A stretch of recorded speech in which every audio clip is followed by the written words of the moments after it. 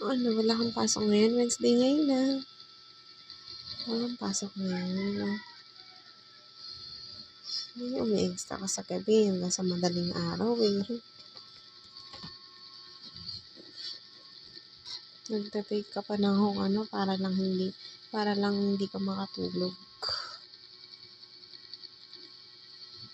Alam mo, may makakakilala naman ako sa ganyan. Kaya lang, ba't ako yung inaano mo? Ba't ako yung pinupunterya mo?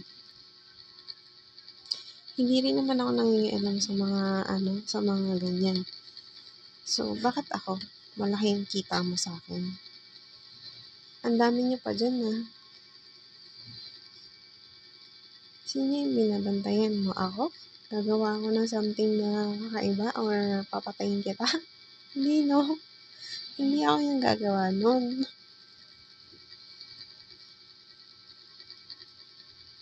Ako masisiraan ng ulo. Hindi. Nakinig nga lang ako nun eh. Baka ikaw. Na makarinig ka lang ng konting nagpapanting na yung tenga mo. Pero kasalanan mo naman, di ba?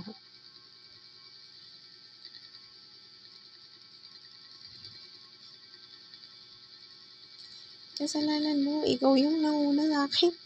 Sa kapitbahay ka pa nagsasabi. Bakit?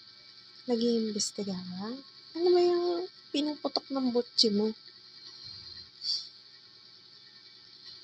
Ang alam ko, umaamin ka na natatakot ka.